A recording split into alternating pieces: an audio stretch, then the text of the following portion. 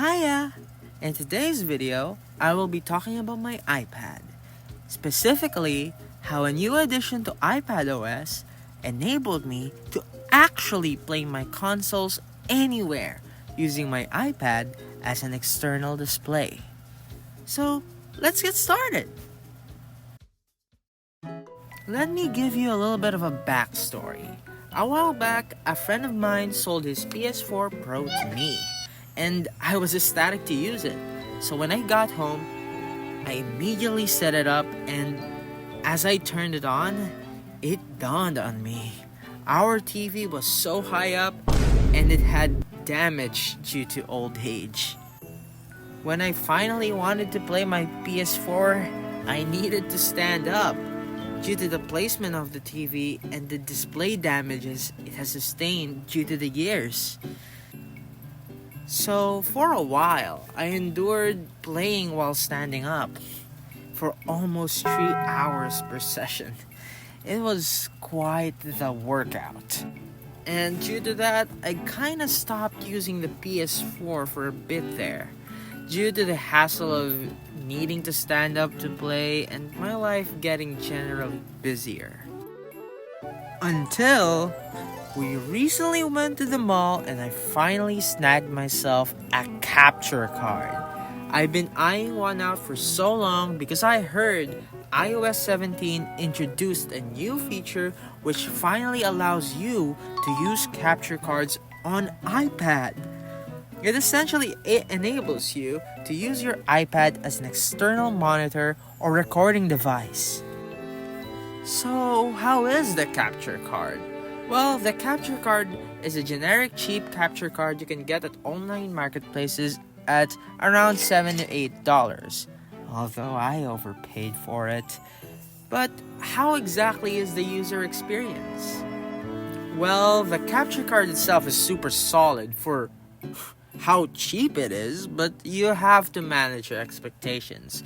The capture card maxes out at 1080 30, so it is perfect for, console games and games that don't go over 30 FPS. But yeah, it is 30 Hz, so if you go above 30 Hz, it's going to tear.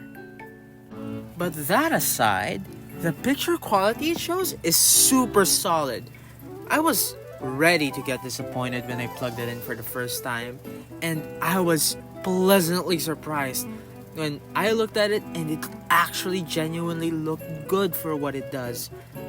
Like, it's actually super serviceable. Like, the picture quality is amazing. Like, look at these pictures I'm showing you right now. I was not expecting that. But wait, aren't you forgetting something? What about the input lag? The input lag? It's amazing.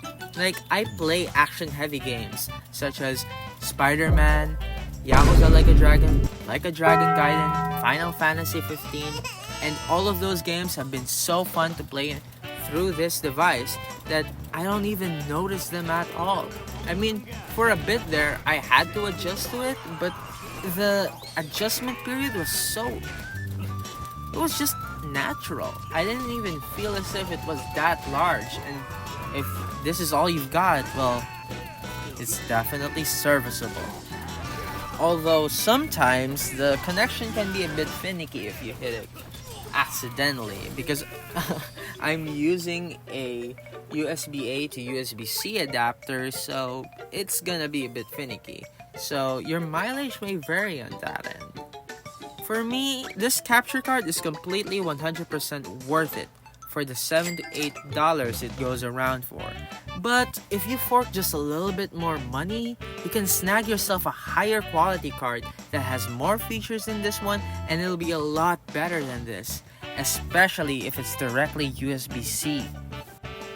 But if this is all you can afford, well, I'll tell you now that it's pretty solid and you wouldn't regret it unless you spent $20 for it like I did because of mall prices. But lastly, how is using the iPad Pro as a console display monitor? For me, it is amazing. The iPad having this feature is a godsend. I can actually play my PS4 now, and it's been so much fun using this. It's also great if you need to play your Switch docked to play games at a higher resolution, especially Xenoblade Chronicles 2. But for the apps, I suggest using the Genki Studio app, as it's completely free and allows you to tweak settings without a paywall, contrary to other video capture apps. Although your mileage may vary, so do try out a couple apps to see which one works best for you.